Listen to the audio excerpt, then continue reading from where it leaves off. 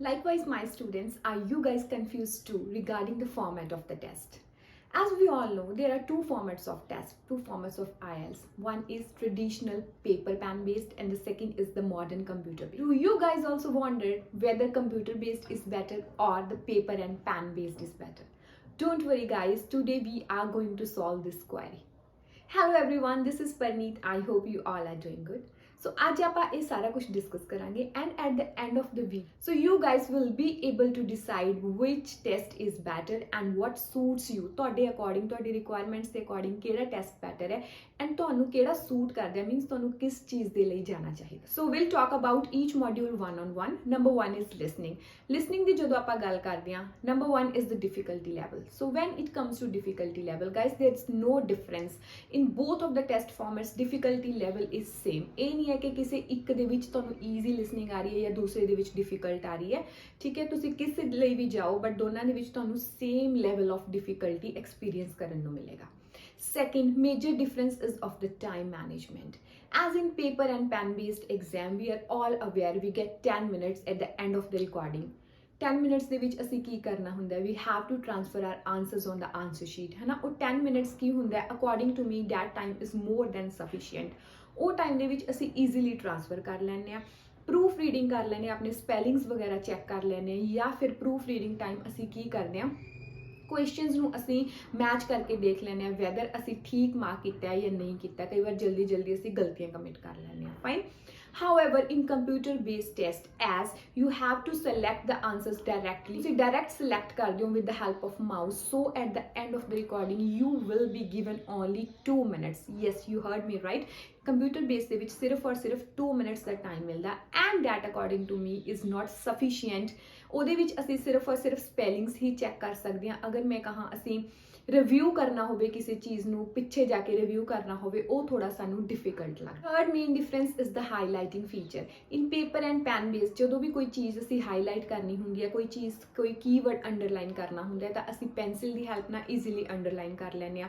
ਅਗਰ ਸਾਨੂੰ ਕਿਸੇ ਕੁਐਸਚਨ ਤੇ ਡਾਊਟ ਹੁੰਦਾ ਹੈ ਤਾਂ ਅਸੀਂ ਕੁਐਸਚਨ ਮਾਰਕਸ ਵੀ ਪੁੱਟ ਕਰ ਲੈਂਦੇ ਹਾਂ ਜਾਂ ਸਰਕਲ ਕਰ ਲੈਂਦੇ ਹਾਂ according to our convenience. But in paper and pen base there is lot of difficulty. Though there is highlighting feature ਉੱਥੇ ਵੀ ਹੁੰਦਾ, ਤੁਸੀਂ ਹਾਈਲਾਈਟ ਕਰ ਸਕਦੇ ਹੋ with the help of a highlighter, but ਨਾਲ ਤੁਹਾਨੂੰ ਬਾਰੀ ਉਹਨੂੰ ਕੀ ਕਰਨਾ ਪੈਂਦਾ, ਸਿਲੈਕਟ ਕਰਨਾ ਪੈਂਦਾ. So at the same time you have to use mouse, ਤੁਹਾਨੂੰ ਡਰੈਗ ਕਰਨਾ ਪੈਂਦਾ, ਡਰੈਗ ਐਂਡ ਡ੍ਰੌਪ ਮੈਥਡ ਉਹਦੇ ਵਿੱਚ ਅਪਲਾਈ ਹੁੰਦਾ. ਕੰਪਿਊਟਰ ਬੇਸਡ ਐਗਜ਼ਾਮ ਦੇ ਵਿੱਚ ਤੁਹਾਨੂੰ ਇੱਕ ਐਕਸਟਰਾ ਸ਼ੀਟ ਵੀ ਪ੍ਰੋਵਾਈਡ ਕੀਤੀ ਜਾਂਦੀ ਹੈ, ਬਟ ਅਗਰ ਮੈਂ ਕਹਾਂ ਤੁਸੀਂ ਲਿਸਨਿੰਗ ਕਰਦੇ ਪਹਿਲਾਂ ਉਹ ਸ਼ੀਟ ਤੇ ਲਿਖੋ, ਫਿਰ ਫਟਾਫਟ ਸਿਲੈਕਟ ਕਰੋ ਜਾਂ ਸਪੈਲਿੰਗਸ ਨੂੰ ਟਾਈਪ ਕਰੋ, ਦੈਟ ਇਜ਼ ਵੈਰੀ ਡਿਫਿਕਲਟ. ਕਿਉਂ ਡਿਫਿਕਲਟ? ਬਿਕਾਜ਼ ਨਾਲ ਦੀ ਨਾਲ ਸਾਨੂੰ ਮਾਊਸ ਨੂੰ ਡ੍ਰੌਪ ਕਰਨਾ ਪਏਗਾ, ਪੈਨਸਿਲ ਨੂੰ ਚੱਕਣਾ ਪਏਗਾ, ਲਿਖਣਾ ਪਏਗਾ, ਫਿਰ ਮਾਊਸ ਨੂੰ ਦੁਬਾਰਾ ਫੜ ਕੇ ਸਾਨੂੰ ਡਰੈਗ ਕਰਨਾ ਪਏਗਾ ਜਾਂ ਫਿਰ ਟਾਈਪ ਕਰਨਾ ਪਏਗਾ. ਸੋ ਇਹ ਸਾਰੀਆਂ ਚੀਜ਼ਾਂ ਬਹੁਤ ਡਿਫਿਕਲਟ ਹੋ ਜਾਂਦੀਆਂ ਨੇ ਐਂਡ ਉੱਥੇ ਸਟੂਡੈਂਟਸ ਕੀ ਹੋ ਜਾਂਦੇ ਨੇ, ਨਰਵਸ ਹੋ ਜਾਂਦੇ ਨੇ. Last is of the erasing. When it comes to paper and pen base, ਜਦੋਂ ਕੁਝ ਵੀ ਕੋਈ ਸਪੈਲਿੰਗ ਗਲਤ ਲਿਖੇ ਗਏ ਹੈ ਨਾ ਜਾਂ ਕੁਝ ਗਲਤ ਮਾਰਕ ਹੋ ਗਿਆ, ਅਸੀਂ ਫਟਾਫਟ ਇਰੇਜ਼ ਕਰਕੇ ਕਰੈਕਟ ਮਾਰਕ ਕਰ ਲੈਂਦੇ ਹਾਂ, ਦੁਬਾਰਾ ਲਿਖ ਲੈਂਦੇ ਹਾਂ. And when it comes to computer based exam, ਉੱਥੇ ਵੀ ਇਰੇਜ਼ਿੰਗ ਵਾਲਾ ਆਪਸ਼ਨ ਹੁੰਦਾ, ਤੁਹਾਨੂੰ ਸਿਲੈਕਟ ਕਰਨਾ ਪੈਂਦਾ. ਬਟ ਕੰਪਿਊਟਰ ਤੇ ਜਦੋਂ ਅਸੀਂ ਕੋਈ ਵੀ ਚੀਜ਼ ਪਰਫਾਰਮ ਕਰਦੇ ਹਾਂ ਤਾਂ ਸਾਨੂੰ ਜ਼ਿਆਦਾ ਕੌਨਸ਼ੀਅਸਲੀ ਬੈਠਣਾ ਪੈਂਦਾ, ਕੌਨਸਨਟ੍ਰੇਸ਼ਨ ਸਾਡੀ ਜ਼ਿਆਦਾ ਰਿਕੁਆਇਰ ਹੁੰਦੀ ਹੈ, ਬਿਕਾਜ਼ ਉੱਥੇ ਸਾਨੂੰ ਨਾਲ ਚੈੱਕ ਕਰਨਾ ਪੈਂਦਾ ਕਿ ਕਿਹੜੀ ਚੀਜ਼ ਅਸੀਂ ਇਰੇਜ਼ ਕਰਨੀ ਹੈ, ਕਿਤੇ ਜਲਦੀ ਅਸੀਂ ਕੋਈ ਟਾਈਪੋਲੋਜੀਕਲ ਐਰਰ ਨਾ ਕਰਤੀ ਹੈ ਨਾ, ਸਪੈਲਿੰਗਸ ਨੂੰ ਲਿਖਦੇ ਲਈ. ਸੋ ਇਹ ਸਾਰੀਆਂ ਚੀਜ਼ਾਂ ਹੀ ਬਹੁਤ ਇੰਪੋਰਟੈਂਟ ਰੋਲ ਪਲੇ ਕਰਦੀਆਂ ਨੇ ਵੈਨ ਇਟ ਕਮਸ ਕਿ ਤੁਸੀਂ ਕੀ ਡਿਸਾਈਡ ਕਰਨਾ, ਪੇਪਰ ਐਂਡ ਪੈਨ ਦੇ ਲਈ ਜਾਣਾ ਹੈ ਜਾਂ ਫਿਰ ਕੰਪਿਊਟਰ ਬੇਸ ਦੇ ਲਈ ਜਾਣਾ ਹੈ. ਅਕੋਰਡਿੰਗ ਟੂ ਮੀ, ਅਗਰ ਆਪਾਂ ਲਿਸਨਿੰਗ ਦੀ ਗੱਲ ਕਰੀਏ, paper and pen traditional method is much better as compare to the computer based. Fine. ਇਹਦੇ ਨਾਲ ਤੁਹਾਨੂੰ ਕੀ ਕਰਨਾ ਪਏਗਾ, ਤੁਹਾਨੂੰ ਫੁੱਲ ਨੌਲੇਜ ਹੋਣੀ ਚਾਹੀਦੀ ਹੈ ਕਿ ਕਿਸ ਤਰ੍ਹਾਂ ਮੈਂ ਉਹਨੂੰ ਆਪਰੇਟ ਕਰਨਾ ਹੈ ਨਾ, ਮਾਊਸ ਨੂੰ ਕਿਸ ਤਰ੍ਹਾਂ ਆਪਰੇਟ ਕਰਨਾ ਹੈ, ਕੀਬੋਰਡ ਨੂੰ ਕਿਸ ਤਰ੍ਹਾਂ ਆਪਰੇਟ ਕਰਨਾ ਹੈ. ਇਹ ਨਹੀਂ ਹੈ ਕਿ ਤੁਸੀਂ ਫਸਟ ਟਾਈਮ ਪ੍ਰੈਕਟਿਸ ਨਹੀਂ ਕੀਤੀ ਬਟ ਫਸਟ ਟਾਈਮ ਪੇਪਰ ਦੇ ਵਿੱਚ ਬੈਠ ਗਏ ਤੇ ਉੱਥੇ ਤੁਹਾਨੂੰ ਕੋਈ ਵੀ ਟ੍ਰੇਨਿੰਗ ਨਹੀਂ ਪ੍ਰੋਵਾਈਡ ਕੀਤੀ ਜਾਊਗੀ. Second module is reading. Yes, when it comes to reading, first is time management. Time management is the only feature in which most of us struggle, ਹੈ ਨਾ. ਸਾਨੂੰ ਬਹੁਤ ਜ਼ਿਆਦਾ ਚੈਲੰਜਿੰਗ ਲੱਗਦਾ ਹੈ ਟਾਈਮ ਮੈਨੇਜ ਕਰਨਾ ਹੀ ਰੀਡਿੰਗ ਦੇ ਵਿੱਚ. So in paper and pen base we have to manage time by ourself. ਸਾਨੂੰ ਉੱਥੇ yes Though invigilators give time checks at the 40 minutes, 20 minutes, 10 minutes, 5 minutes, 2 minutes, but ਉਹਦੇ ਨਾਲ ਵੀ ਇਹ ਬਹੁਤ ਜ਼ਿਆਦਾ difficult ਹੋ ਜਾਂਦਾ ਹੈ time ਨੂੰ manage ਕਰਨਾ, ਚਾਹੇ ਸਾਨੂੰ ਉਹ time check ਦੇ ਰਹੇ ਨੇ। However, when it comes to computer based, there is always a big advantage ਕਿਸ ਚੀਜ਼ ਦੀ, ਕਿ time ਸਾਡੀ screen ਦੇ top ਤੇ display ਹੋ ਰਿਹਾ ਹੁੰਦਾ, ਤੇ ਅਗਰ ਅਸੀਂ ਉੱਥੇ cursor ਨੂੰ ਰੱਖ ਦਾਂਗੇ ਤਾਂ time ਦੇ minutes ਦੇ ਨਾਲ ਤੁਹਾਡੇ seconds ਵੀ display ਹੋਣਗੇ, which according to me is a very big merit, ਕਿ ਨਾਲ ਅਸੀਂ time accordingly manage ਕਰ ਦਾਂਗੇ, ਬਿਕਾਜ਼ ਟਾਈਮ ਦੇ ਉੱਪਰ ਸਾਡਾ ਸਿੱਧਾ ਕੀ ਹੁੰਦਾ, ਕਨਸੈਂਟਰੇਸ਼ਨ ਹੋ ਜਾਂਦੀ ਹੈ, ਸਿੱਧਾ ਅਸੀਂ ਚੈੱਕ ਕਰ ਸਕਦੇ ਹਾਂ ਉਹਨੂੰ ਬਾਰ-ਬਾਰ, ਲਾਈਕ ਮੈਂ ਫਸਟ ਪੈਸੇਜ ਤੇ 10 ਮਿੰਟਸ ਲਗਾਏ, ਹੁਣ ਮੇਰੇ ਕੋਲ ਇੰਨਾ ਰਿਮੇਨਿੰਗ ਟਾਈਮ ਹੀ ਉੱਥੇ ਆ ਰਿਹਾ ਹੁੰਦਾ, ਸਾਨੂੰ ਬਹੁਤ ਈਜ਼ੀ ਹੋ ਜਾਂਦਾ ਹੈ ਨਾ, ਟਾਈਮ ਤੋਂ ਲੈ ਕੇ ਅਸੀਂ ਉੱਥੇ ਪੈਨਿਕ ਨਹੀਂ ਹੁੰਦੇ, ਨਰਵਸ ਨਹੀਂ ਹੁੰਦੇ। Second is when it comes to reading, ਹੈ ਨਾ, ਜਦੋਂ ਅਸੀਂ ਕੋਈ ਚੀਜ਼ ਰੀਡ ਕਰਨੀ ਹੈ ਤਾਂ ਜਿਹੜਾ ਟ੍ਰੈਡੀਸ਼ਨਲ ਮੈਥਡ ਹੈ ਪੇਪਰ ਐਂਡ ਪੈਨ ਬੇਸਡ, ਉਹ ਜ਼ਿਆਦਾ ਕਨਵੀਨੀਅੰਟ ਹੈ, because since our childhood we are habitual, ਹੈ ਨਾ, ਸਾਨੂੰ ਆਦਤ ਹੋ ਚੁੱਕੀ ਹੈ ਕਿ ਰੀਡਿੰਗ ਸਾਨੂੰ ਜ਼ਿਆਦਾ ਕੰਫਰਟੇਬਲ ਲੱਗਦੀ ਹੈ ਜਦੋਂ ਅਸੀਂ ਕਿਸੇ ਬੁਕਲੈਟ ਤੋਂ ਪੜ੍ਹਦੇ ਹਾਂ ਜਾਂ ਕਿਸੇ ਬੁੱਕ ਤੋਂ ਪੜ੍ਹਦੇ ਹਾਂ, ਸ਼ੀਟ ਤੋਂ ਪੜ੍ਹਦੇ ਹਾਂ, ਐਜ਼ ਕੰਪੇਅਰ ਟੂ ਅਸੀਂ ਸਕਰੀਨ ਦੇ ਉੱਪਰ ਪੜ੍ਹੀਏ। ਜਦੋਂ ਅਸੀਂ ਸਕਰੀਨ ਦੇ ਉੱਪਰ ਪੜ੍ਹਦੇ ਹਾਂ ਤਾਂ ਸਾਡੀ ਕਨਸੈਂਟਰੇਸ਼ਨ ਜ਼ਿਆਦਾ ਰਿਕੁਆਇਰ ਹੁੰਦੀ ਹੈ ਐਂਡ ਸਾਨੂੰ ਕੌਨਸ਼ੀਅਸਲੀ ਬੈਠਣਾ ਪੈਂਦਾ ਹੈ ਨਾ, ਐਂਡ ਉਹ ਸਟੂਡੈਂਟਸ ਲਈ ਥੋੜਾ ਜਿਹਾ ਹੋਰ ਪ੍ਰੋਬਲਮੈਟਿਕ ਹੋ ਜਾਂਦਾ ਜਿਨ੍ਹਾਂ ਨੂੰ eyesight problem. Next important feature is highlighting feature. As we all know, ਅਸੀਂ ਹਾਈਲਾਈਟ ਕਰ ਸਕਦੇ ਹਾਂ, ਅੰਡਰਲਾਈਨ ਕਰ ਸਕਦੇ ਹਾਂ ਕੀਵਰਡਸ ਨੂੰ, ਹੈ ਨਾ, ਪੈਨਸਿਲ ਦੇ ਨਾਲ। However when it comes to computer based, there is again a big merit ਕਿਸ ਦੀ ਹੁੰਦੀ ਹੈ, ਅਸੀਂ ਉੱਥੇ Ctrl+C and Ctrl+V the help ਦੇ ਨਾਲ ਕਾਪੀ ਐਂਡ ਪੇਸਟ ਕਰ ਸਕਦੇ ਹਾਂ ਵਰਡਸ ਨੂੰ ਜਿਹੜੇ ਤੁਹਾਨੂੰ ਪੈਸੇਜ ਦੇ ਵਿੱਚ ਮਿਲ, ਸੋ ਡਾਇਰੈਕਟ ਤੁਸੀਂ ਉਹਨਾਂ ਨੂੰ ਕਾਪੀ ਐਂਡ ਪੇਸਟ ਕਰ ਸਕਦੇ ਹੋ, and that's a very big advantage. Spelling mistakes ਵੀ ਨਹੀਂ ਹੁੰਦੀਆਂ ਕਈ ਵਾਰ, ਹੈ ਨਾ, ਉੱਥੇ ਸਾਨੂੰ ਬਹੁਤ ਜ਼ਿਆਦਾ ਹੈਲਪ ਮਿਲਦੀ ਹੈ। Third module is of writing. So number 1 feature is again of the writing, means hand writing. Yes, ਜਦੋਂ ਅਸੀਂ ਪੇਪਰ ਐਂਡ ਪੈਨ ਬੇਸ ਦੇ ਵਿੱਚ ਅਪੀਅਰ ਹੋ ਰਹੇ ਹਾਂ ਤਾਂ ਇੱਕ ਚੀਜ਼ ਦੇ ਲਈ ਤਾਂ ਸਾਨੂੰ ਕੌਨਸ਼ੀਅਸ ਹੋਣਾ ਹੀ ਪਏਗਾ, that is our handwriting. Yes, ਅਗਰ ਤੁਹਾਡੀ ਹੈਂਡ ਰਾਈਟਿੰਗ ਕਲੀਅਰ ਨਹੀਂ ਹੈ, ਤੁਸੀਂ ਇੰਨਾ ਕਲੀਅਰ ਨਹੀਂ ਲਿਖਦੇ ਕਿ ਐਗਜ਼ਾਮੀਨਰ ਨੂੰ ਜਾਂ ਸਾਹਮਣੇ ਵਾਲੇ ਨੂੰ ਸਮਝ ਆ ਜੇ, ਸੋ ਤੁਹਾਨੂੰ ਇਹਦੇ ਬਾਰੇ ਸੋਚਣਾ ਵੀ ਨਹੀਂ ਚਾਹੀਦਾ, ਠੀਕ ਹੈ। ਉਹਦੇ ਲਈ ਤੁਹਾਨੂੰ ਕੀ ਕਰਨਾ ਚਾਹੀਦਾ, ਫਿਰ ਤੁਸੀਂ ਕੰਪਿਊਟਰ ਬੇਸ ਨੂੰ ਆਪਟ ਕਰ ਸਕਦੇ ਹੋ। ਕੰਪਿਊਟਰ ਬੇਸ ਦੇ ਵਿੱਚ ਕੀ ਹੁੰਦਾ, ਤੁਸੀਂ ਟਾਈਪ ਕਰਨਾ ਹੁੰਦਾ, ਸੋ ਹੈਂਡ ਰਾਈਟਿੰਗ ਦੇ ਲਈ ਸਾਨੂੰ ਇੱਕ ਟੈਨਸ਼ਨ ਲੈਣ ਦੀ ਕੋਈ ਵੀ ਜ਼ਰੂਰਤ ਨਹੀਂ ਹੈ। But at the same time there are other points which you should take into consideration. Number 1 is your typing speed. Yes, ਹੁਣ ਇਹ ਕੀ ਹੁੰਦਾ ਹੈ, ਲਾਈਕ ਸਿੰਸ ਆਰ ਚਾਈਲਡਹੁੱਡ ਅਸੀਂ ਪੈਨਸਿਲ ਦੇ ਨਾਲ ਲਿਖਣਾ ਸਟਾਰਟ ਕਰਦੇ ਹਾਂ, ਫਿਰ ਅਸੀਂ ਪੈਨ ਨੂੰ ਆਪਟ ਕਰ ਲੈਂਦੇ ਹਾਂ, ਸੋ ਸਾਡਾ ਹੈਂਡ ਵੀ ਉਸ ਤਰ੍ਹਾਂ ਹੀ ਬਣ ਜਾਂਦਾ ਕਿ ਅਸੀਂ ਫਾਸਟ ਲਿਖਦੇ ਹਾਂ ਪੈਨ ਤੇ ਪੈਨਸਿਲ ਦੇ ਨਾਲ, ਹੈ ਨਾ, which I think most of the students write fast with pen or pencil, ਹੈ ਨਾ, ਇੰਸਟੈਡ ਟਾਈਪਿੰਗ।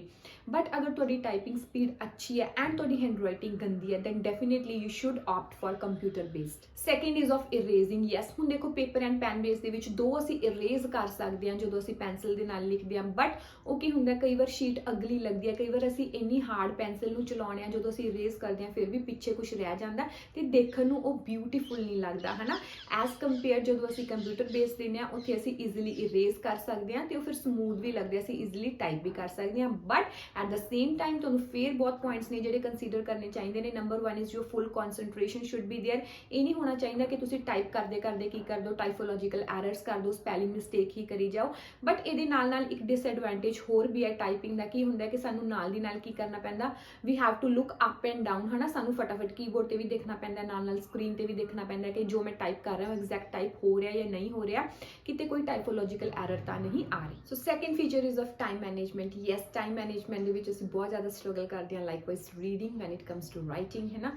ਰਾਈਟਿੰਗ ਦੇ ਵਿੱਚ ਪੇਪਰ ਐਂਡ ਪੈਨ ਬੇਸ ਦੇ ਵਿੱਚ ਸਾਨੂੰ ਅਗੇਨ ਟਾਈਮ ਖੁਦ ਮੈਨੇਜ ਕਰਨਾ ਪੈਂਦਾ। ਯੈਸ, ਇਨਵੀਜੀਲੇਟਰਸ ਟਾਈਮ ਚੈੱਕ ਦਿੰਦੇ ਨੇ, ਬਟ ਉਹ ਇੰਨਾ ਕਨਵੀਨੀਅੰਟ ਨਹੀਂ ਹੁੰਦਾ ਬਿਕਾਜ਼ ਨਾਲ ਟਾਈਮ ਸਾਨੂੰ ਖੁਦ ਮੈਨੇਜ ਕਰਨਾ ਪੈਂਦਾ ਹੈ। However, when it comes to computer based, again there is a big advantage as time is displayed on your screen, है ना।